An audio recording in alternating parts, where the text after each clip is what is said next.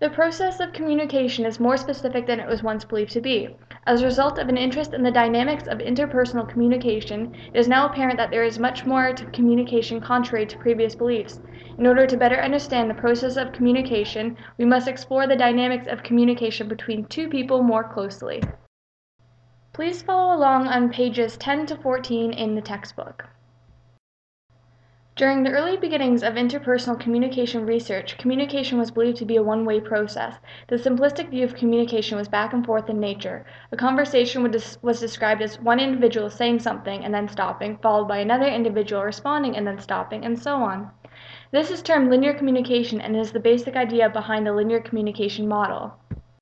Although the early model of linear communication is a simple description of communication, it provided the terminology used today.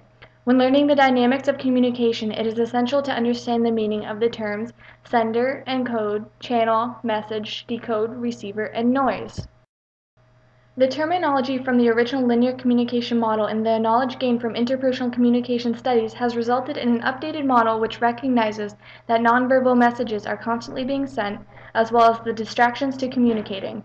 The linear model of communication begins with the sender, the creator of the message, and ends with the receiver, the individual that notices and attends to the message. From the sender, the message is encoded, in which the sender decides what and how they want to convey an idea. The sender then uses a channel, otherwise known as a medium, such as a phone call, to send the message. The receiver must then decode the message, in which they associate a meaning with the message. The entire process, there are distractions that interfere with communication. So I'm just briefly going to talk about what noise is. Noise is a term used to describe any factors that hinder effective communication. So that is the transmission and the reception of a message. There are three types of noise: external, or physical as it is also called, physiological, and psychological. External noise is factors outside the receiver that interfere with communication. So this includes things such as sounds, running motors, talking, music, smells, and clothing. External noise can disrupt communication almost anywhere in our model, in the sender, the channel, the message, or the receiver. Noise is not only limited to loud sounds. Anything that distracts communication can be interpreted as noise. So for example, too much cigarette smoke can make it hard to pay attention, so this can be seen as a type of noise. It's a little tricky. I'm going to try having it pick up the library's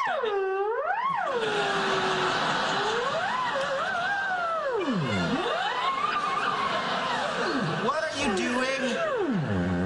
Playing the theremin. No, I mean, what are you doing with a theremin? Playing it.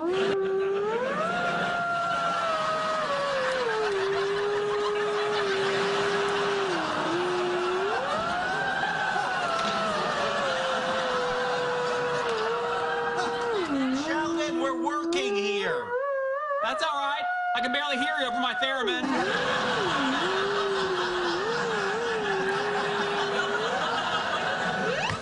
The second type of noise is physiological noise, and this is biological factors in the receiver or the sender that interfere with the accurate reception of a message. So this is things such as stress, pain, fatigue, vision problems, hearing loss, and hunger. The last type of noise that I'm going to talk about is psychological noise, and this is forces within a communicator that hinder the ability to express or understand a message correctly. And the most common form of psychological noise is defensiveness. Other examples of this include embarrassment, fear, disappointment, confusion, and anger. The second model in the process of communication is the transactional view. Although the linear model helped us to understand the terminology, it describes communication as only flowing in one direction, from sender to receiver. We now know that most forms of communication are two-way, involving simultaneous exchange of information. The transactional view more accurately describes communication as the simultaneous sending and receiving of messages in an ongoing, irreversible process. This represents how communication occurs in interpersonal contexts.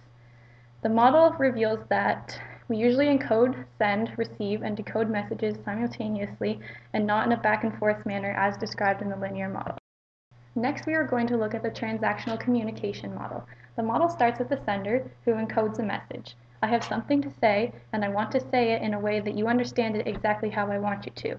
Now, this is easier said than done, as we are all unique individuals, which makes communication difficult at times. The message is then sent through a channel, which is how you communicate the message.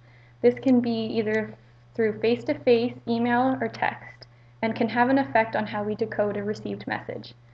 Lastly, we have the receiver, who will decode the message and then behave through a verbal or nonverbal response. And all along the way, we have noise, which represents all the different things that can get in the way of the message.